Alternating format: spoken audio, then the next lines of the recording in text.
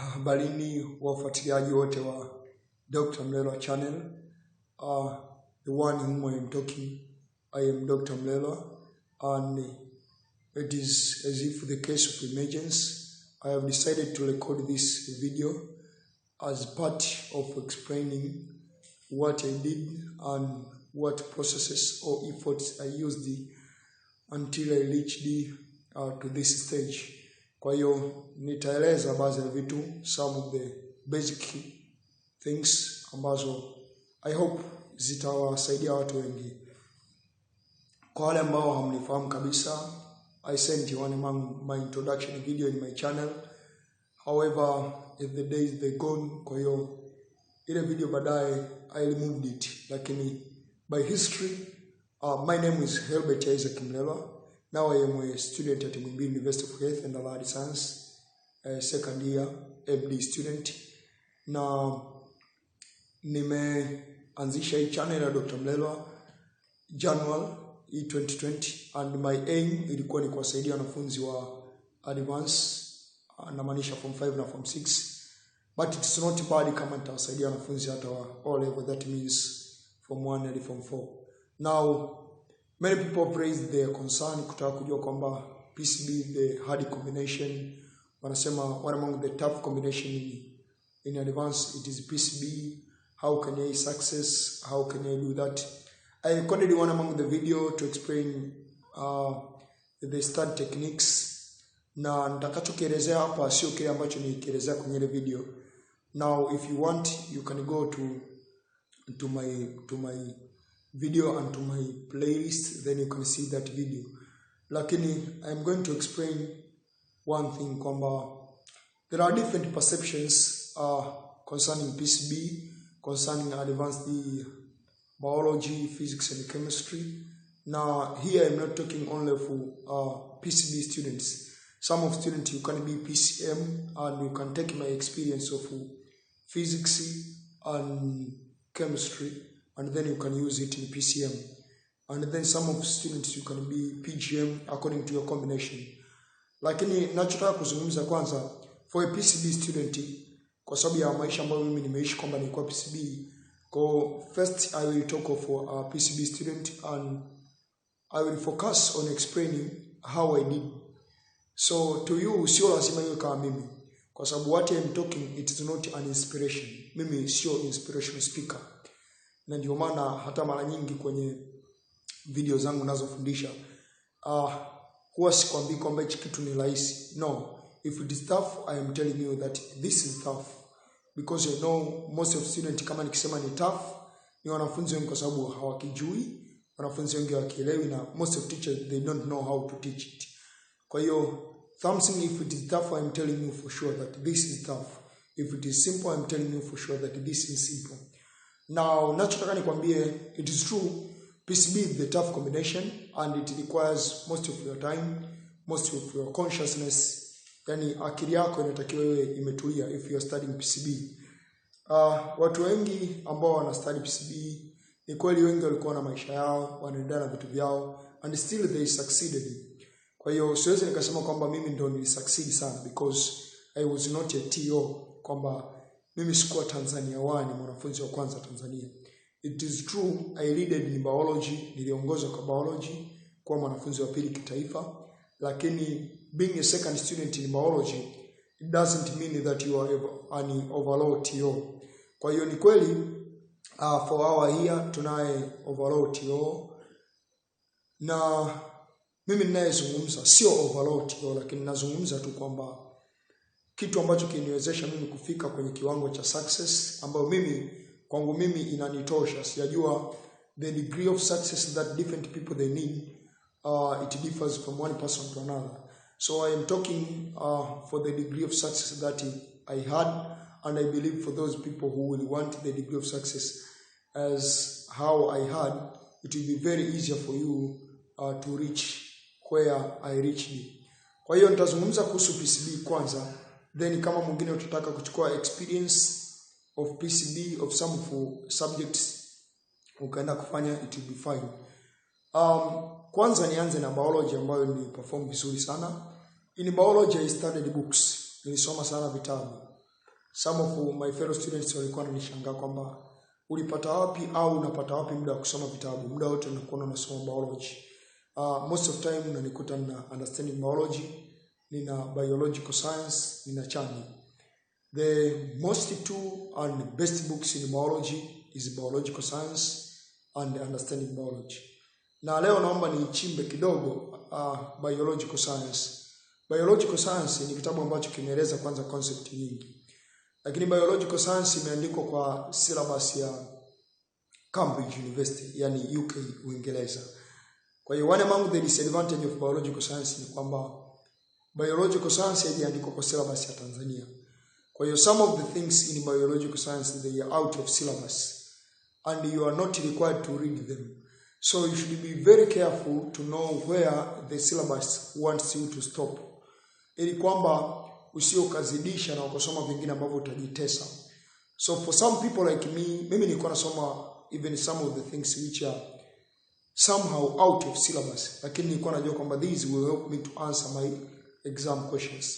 And most of times maswali ambayo yalikuwa yanawashinda wanafunzi wenzangu, I succeeded or I managed to answer them because of that knowledge which I got it from some of the parts which are slightly out of syllabus. Kwa hiyo sio moja kwa moja ni out of syllabus. Naangalia tu kwamba this concept relate to what we studied in our class. Kwa hiyo it is not exactly the same but relate. So let I read it in order to increase my experience of biology. Biological science pia ni kitabu kizuri kwa sababu mle ndani utakuta kuna maswali yameshedi kwa kivuli cheusi, na ukienda pale katikati ukurasa kama wa 414 kama sikosei kuna majibu, na huko mwishoni ukurasa kama 700 na ngapi hivi kuna majibu yale maswali. Most of time yale maswali kila mtihani wa taifa lazima yawepo. Kila mtihani wa taifa lazima yawepo. Kwa hiyo yale maswali ni vizuri tu kama mimi nilikuwa na daftari kabisa, I listed those questions and their answers. So before an exam nilikuwa nasoma, au most of time nilikuwa nayapitia hata even muda ambao sio mtihani. Kwa hata jirani na mtihani nilikuwa sina haja kupitia tena kwa sababu nilikuwa tayari nimeshapitia kwa kichwani and I know the answers. Lakini most of time before an exam I review them. It is easier to review in a book kwa sababu unapoandika kitu kinakuwa kinakaa kichwani kiurahisi kuliko ukiwa unakisoma kwenye kitabu moja kwa moja. Kwa hiyo hata kama una biological science, lakini ni vizuri ukaandika chini, ukawa tuna madaftari. Kwa hiyo that's all about biological science, lakini about the concepts no problem in biological science. Imeeleza concept vizuri sana. Lakini hatuwezi tukachukua biological science pekee yake tukasema it is complete. It is better kama wewe ni mvivu sana kusoma vitabu na unataka usome vitabu, tumia vitabu viwili. Biological science and understanding biology. Wewe ni mvivu mpaka mwisho kusoma vitabu, tumia vitabu viwili, biological science and understanding biology. Lakini kuna pamphlet ambazo zipo, kuna kina Mandia, kuna mwingine anaitwa Reumbiza, mwalimu wa Feza Boys. Yani pamphlet mbalimbali za biology zimeandikwa. Ninachokisema ni kwamba siwezi nikazungumza sana kuhusu hizo pamphlet. Baadhi ya hizo hata mimi nilikuwa nazitumia kuchukua concept na kwenda kurelate na kitabu. Kwa hiyo using those pamphlet it is not bad, but it is good if you take the concept in a pamphlet and then you relate the concept to the book.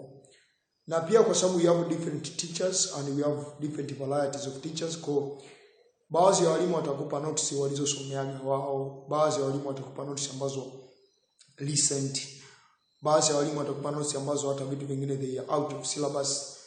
Now you need to review the syllabus and you need to read books more rather than using only your teacher's notes. So sisemi kwamba usitumie notes za mwalimu kwa sababu notes za mwalimu zitakusaidia sana kwenye mitihani ya ndani, hata mitihani ya nje kama mock na NECTA. Lakini notes za mwalimu uzitumie pia kama unavyotumia pamphlet. You take something in teacher's notes, then you relate with the same thing in the book. Kwa hiyo kama utaona kile kitu kwenye notes za mwalimu hakijafanana na kitu ambacho kiko kwenye kitabu, unaenda kwa mwalimu na muuliza, kwa mwalimu hichi ulikitoaga kitabu gani ili nikasome?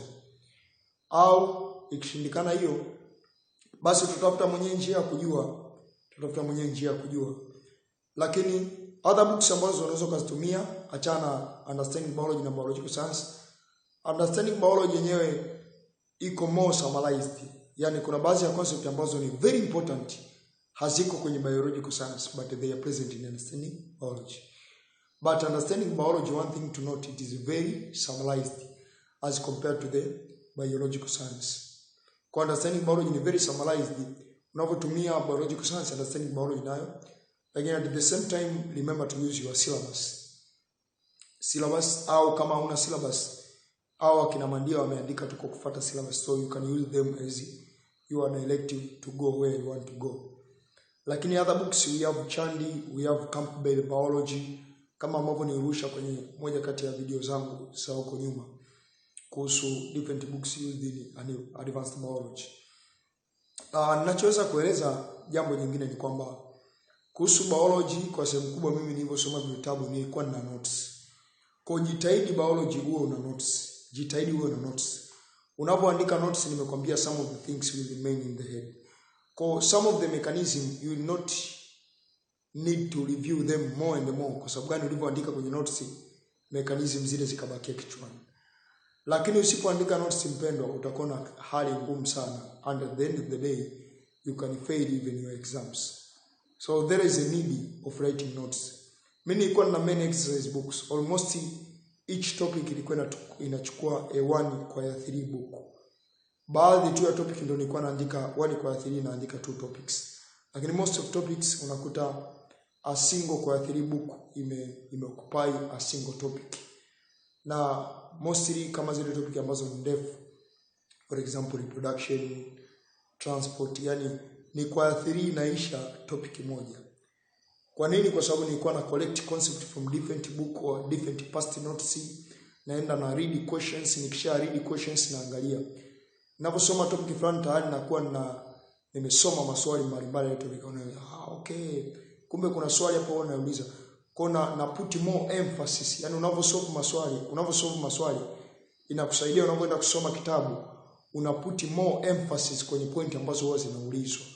Na usisolve paper ya shule moja, yani utafutize, yani kama wewe ni unasoma kaskazini, tafuta paper za nyanda ya kusini, tafuta paper za sijui Ezebu, yani tafuta paper mbalimbali, tafuta vitabu mbalimbali, tafuta maswali yanavyoulizwa. Some of teachers, unajua vitabu vinavyotumika kutunga NECTA ni Biological Science, Understanding Biology pamoja na Chandi.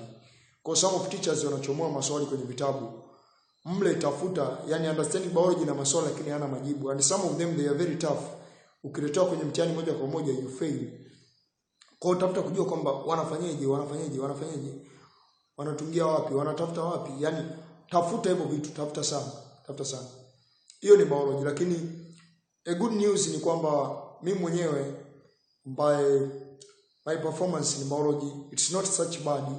Kwa wengine wanaweza kusema tu kwamba kuwa second student kwa biology, kuwa second student nationwide, okay, it's not bad. Lakini mimi mwenyewe now nimeanza kuandika pamphlet and ninaelekea kuandika kitabu. Kwa hiyo some of the pamphlet mpaka sasa hivi ninavyoongea pamphlet ya nutrition na coordination za form 5 they are already, yani nimeshaziandika, and kwa yote anayezitaka anaweza kanicontact akazipata. Lakini some of the pamphlet they are still on preparation, pamphlet of gaseous exchange, pamphlet of cytology, biochemistry, they are still in preparation, and the other topics until those of form 6 they are still in preparation. Kwa hiyo hilo ndio jambo. Mimi biology sikusoma tusheni, nilisoma tu darasani na technique nilizotumia sana ndio hizo. Mwalimu wangu nilikuwa simuelewi vitu vyote, na even some of my fellow students they raised the complaint to the school kwamba we want to change our biology teacher, we would like to get a new biology teacher. Lakini mimi nilimchukulia kama vile alivyo, nikawa nasikiza vile anafundisha na nasoma kitabu, and it's because of only my passion in biology nilivyoipenda. So most of the time I used to read books na sikuona ugumu wote. It is true sometimes vitabu vinakuwa kama vile vina concept zinazochanganyana, lakini wewe ndio unatakiwa ujue kwamba ukweli uko wapi. Concept confusing kati ya kitabu kimoja na kingine ni kweli most of time, even sometimes inaweza katokea kitabu hiki Labda kwa mfano hata kuna video tu nimefundisha sio muda, wanasema kwenye amplification of sound, understanding biology inaandika it is 20 times, biological science inasema ni 22 times. Amplification of sound from the tympanic membrane, yani eardrum, kwenda kwenye oval window. Understanding biology 20, biological science 22. Unaweza kusema which one is the true answer, but unaona the answers they are exactly almost approximately the same. Kwa mwalimu anayesaisha hatakiwi kumark, yani ukiandika 22 anatakiwa aweke mark, ukiandika 20 aweke mark. Huyo ni mwalimu ambaye yuko competent, anasoma na vitabu. Mwalimu ambaye hasomi vitabu basi itakuwa ni changamoto, lakini that will be the challenge only for internal exams. But for external exam, because there are many teachers and most of them they are competent, you pass your exam. That's biology. In chemistry, I use this to study some of the topic in nutrition, and some of them I studied in school. Kwa in chemistry most of time naweza nikasema kwa sababu I had a good teacher of physical chemistry. Kwa hiyo a good teacher of physical chemistry alinisaidia. Physical chemistry was no problem with me, yani sikuwa na tatizo nayo. Lakini kulikuwa tu kuna shida angalau kidogo kwenye organic kwa sababu ya mambo kwa mengi. However, organic 1 nilisoma, I read it at home. My brother is the teacher, kwa akanifundisha, and he taught me well, yani alinifundisha full detail. Moja kati ya shida ya organic chemistry ni kwamba walimu wanafundisha kwa kuruka. They jump some of the reactions, some of the mechanisms. Kwa hiyo at the end of the day you finish the topic, then you see yourself that you are not competent. Lakini mwalimu anayekufundisha kuchambulia vizuri, mwalimu organic chemistry, it will be very easy work for you only to just claim the reaction and understanding them, the reagent and the end products of the reaction and the conditions, and then you end up with knowing many mechanisms. And more especially, sijajua kwa new format, but organic 1 is very important as compared to organic 2. Organic 1 has 3 questions in paper 1. Lakini organic 2 unaweza kufanya hata only 1 question. Kwa organic 2 unaijua lakini it's not so much deep. Yani don't consume your time to study other topics of chemistry or even of other subject ili uwe deep organic 2. Organic 2 unaijua for the importance of future life. Kama unataka kusoma pharmacy needs more organic. Kama ukitaka kuja kusoma pharmacy, organic unahitaji sana kuijua. Lakini let I complete with physics. Physics, my success, it is because of tuition. I had a good teacher in physics, tuition, na moja tu nimtaje, sio mbaya. Pale Mbeya kuna mwalimu anaitwa Kapinga, alikuwa anafundisha pale Baptist. At that time, sasa hivi nadhani amehama. Lakini it's not bad kama nikamsema. Alinifundisha many topics. Alinifundisha some of the topics of Form 5, such as heating. Of course, mechanics I studied it in school. Mechanics, lakini topic kama heating, waves I studied it in tuition. Nikafika Form 6 nikasoma current, electricity. Topic kama electrostatics, hata sikumbuki ni Form 5 au ni Form 6. I think electrostatics ni Form 5, lakini I studied it in tuition. Electrostatics, current, electricity, then electromagnetism, modern physics. Almost many of the topics of physics I studied them in tuition. So most of time shuleni physics ni kwa tuna napitia baadhi ya vitu na kuwaelekeza wenzangu ambao walikuwa wanahitaji niwaelekeze. Na it's not a thing to proud, sio kama najisifu, lakini kwa mfano topic kama waves mimi ndio ambaye niliwafundisha wenzangu darasani kwa sababu mwalimu alikuwa na mambo mengi, alishindwa kumaliza topic, kwa akaniambia tu kwamba anyone ambaye anajua waves afundishe. So I taught it in class. Lakini I'm talking things kwamba physics for our school teachers hawakuwa vizuri. Kwa hiyo don't worry, hata kama unasoma government, unasoma wapi, don't worry, no problem. Shida sio kusoma government, shida ni kwamba you need to use your effort, usome. Yani kwa PCB kiufupi ni usome. Sio lazima kutoboa, sio lazima kusoma hadi ufike asubuhi. No. Unaweza kusoma sawa sawa na kichwa chako. One thing which I wanted to advise most of the students ni kwamba soma sawa sawa na kichwa chako. Wewe unajua kichwa chako kinatakeje. Kama kichwa chako kinapenda ukisoma labda toka saa 1 ya usiku hadi saa 4 upumzike. Pumzika, amka sijui saa 9, sijui saa 7, sijui saa 8, sawa sawa na wewe soma tena. Kama unaweza kupitiza, kwa mfano mimi most of time nilikuwa napitiza. Kwa hiyo natoka saa 1 ya usiku either napitiza hadi asubuhi au napitiza hadi saa 8 au saa 11 ndio naenda kupumzika, kwa sababu nilikuwa nikilala siwezi kuamka tena. Lakini usijilazimishe kutoboa, kwa sababu kuna wakati unaweza ukalala darasani akili ikachoka na usifanye chochote. Kwa hiyo kutoboa sio solution. Solution ni kufanya kazi sawa sana akili yako inavyoweza kucompile knowledge. Lakini advance ni kizuri ukawa hauna mambo mengi. Kama unasoma shule ya serikali, punguza utoro. Punguza kwenda kufuata sijui mabinti, punguza. Yaani punguza vitu visivyo na maana. Hata kama O-level ulitoka sijui ulikuwa na mahusiano na mabinti, advance punguza hiyo. Ulikuwa na chat sana Facebook, WhatsApp, sijui Telegram, advance punguza hiyo. It is good news sasa hivi hata YouTube ukiingia unaweza kukuta vipindi vyangu, lakini kama mtandaoni unaingia tu kuangalia udaku, TV punguza.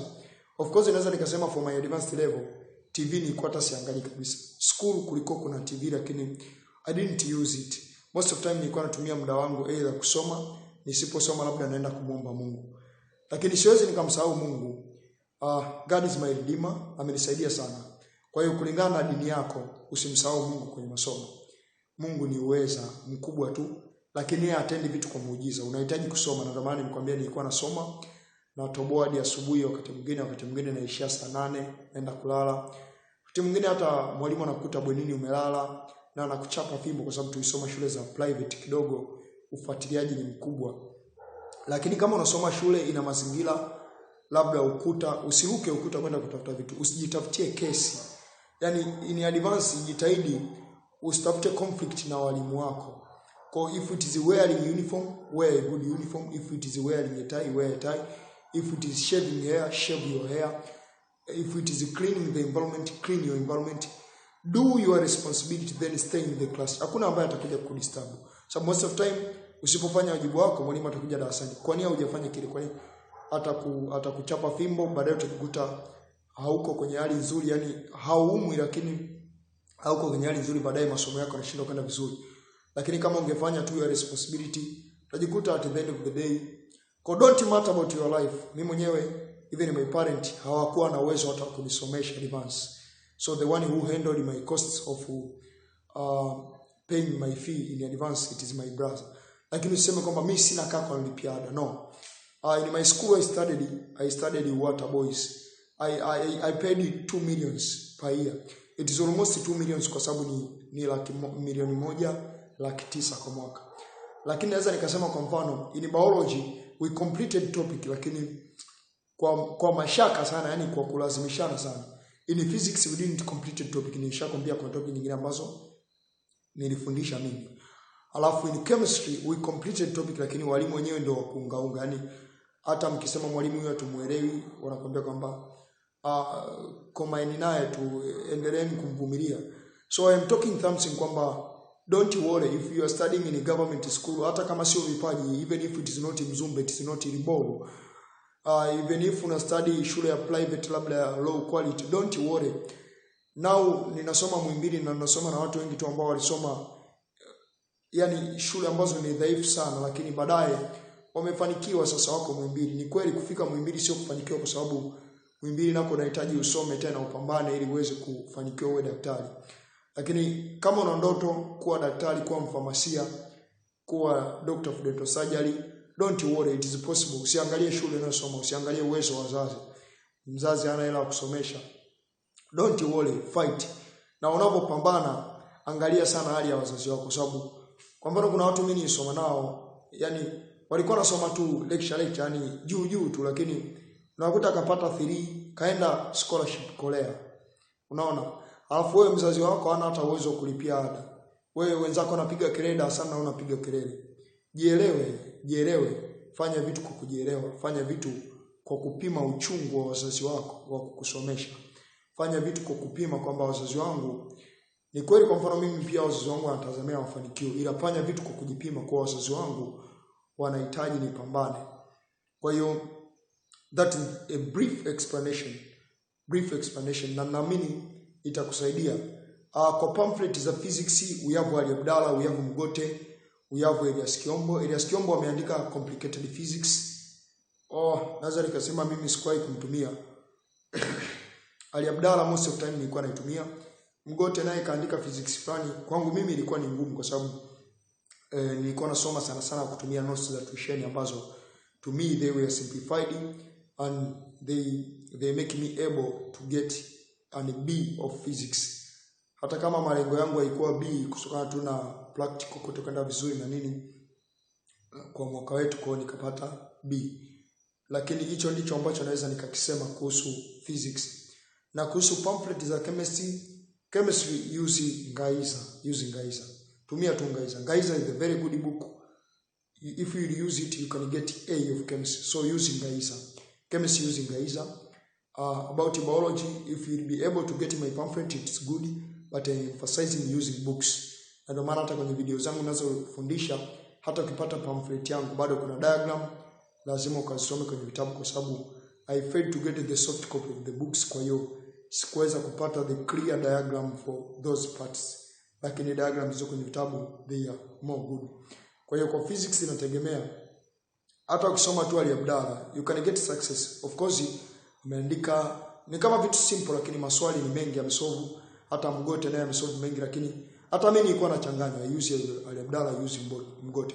And one among the things which you need to consider ni kwamba hautaki kuwa na vitabu vyote. Yani usiconsider kwamba lazima hivi vitabu vyote ninavyosema lazima niwe navyo. Labda physics kwa mfano ukitaka vitabu vya nje kwa physics tuna Nelconi, tuna University Physics, tuna Loja Manicasta, sio lazima uwe navyo vyote. They are very costly. Tukizungumzia kwa mfano biological science tu ya biology yenyewe ni 4 ni bei ndogo sana hiyo. Understanding biology it is almost 120,000. Tukija kuzungumzia Loja Manicasta, tukija kuzungumzia Nelcon, Chandi, kwa sio lazima uwe na vitabu vyote. Some of the things utakutana navyo shuleni huko.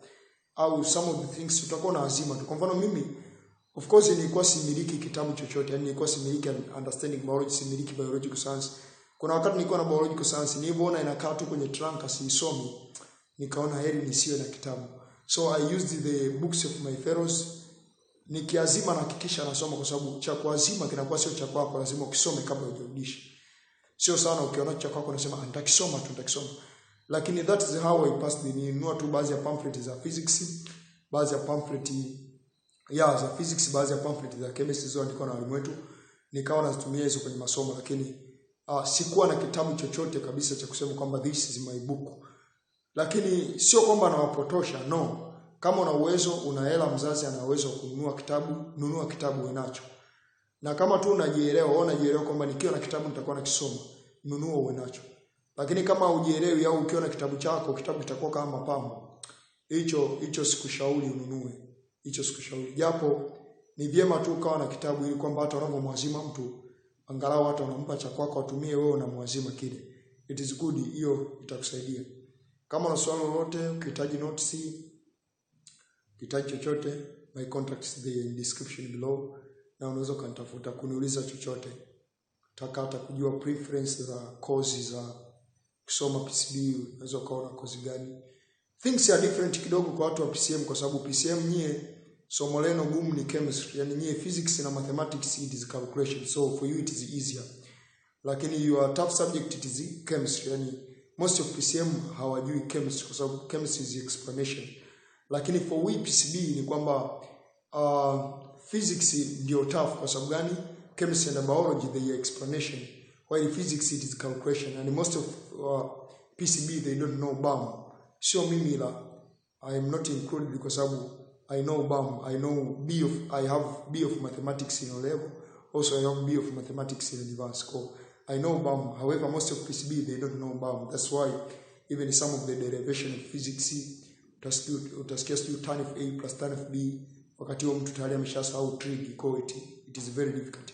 Things are different. Kwa ndo maana nimeongea more of PCB rather than talking of PCM or PGM because I know the volume or the weight, uzito wa masomo, yani kwamba nisome sana lipi kuliko lipi. Lakini some of students watasema kwamba inawezekanaje ulikuwa unasoma most of time biology. It is true, most of time I studied biology kwa sababu chemistry nilikuwa tuna just pass through some of the days. Lakini one thing pia ambayo nataka nikwambie ni kwamba anza na vitu ambavyo hauviwezi. Vitu ambavyo hauviwezi. Usikazie concept ambazo unaweza. Kama unajua mimi endocrinology ndio sijui, anza kusoma hiyo. Ukiweza hiyo, vile vingine ambavyo hauviwezi, vile ambavyo unaviweza na ambavyo hauviwezi, bado utajikuta you know most of the things. Lakini ukisoma unavyoviweza tu baadaye utakata tamaa ya kusoma, utasema vitu vingi sivijui. na utajikuta maswali walimu wengine ndio wanatoa pale pale ambapo wewe upawezi. Kwa hiyo if you don't know general chemistry, start to study general chemistry. Ukimaliza ndio shift kwenye other topics. If you don't know maybe nutrition, start to study nutrition. If you don't know part of a topic, start to deal with that. Hakikisha unaielewa. Kama tu unakuwa likizo, unaweza kuangalia kama video YouTube. Kama unakuwa shuleni, soma kitabu. Haujaelewa nusu za mwalimu, soma kitabu. Tulia, concentrate. Hata wenyewe tukusoma shule za magari ya njano, tulisoma shule za vidumu vya njano ambavyo mnamwagilia maua kwa vidumu na mnaagizwa ufagie shuleni, lakini still we know English to some extent. It's not so much kama ambavyo wanajua wenzetu walisoma English medium, lakini kiwango kidogo cha Kiingereza tunachokijua kinatusaidia kusoma vitabu na tunaelewa tu Kiingereza kile cha biology, na at the end of the day kimetusaidia kufika hapa tulipo. So let I wish you nice studies. Katika mambo yote weka Mungu mbele pamoja na kupiga kazi kwa bidii kubwa. Hatuamini katika miujiza, tunaamini katika sala na kazi.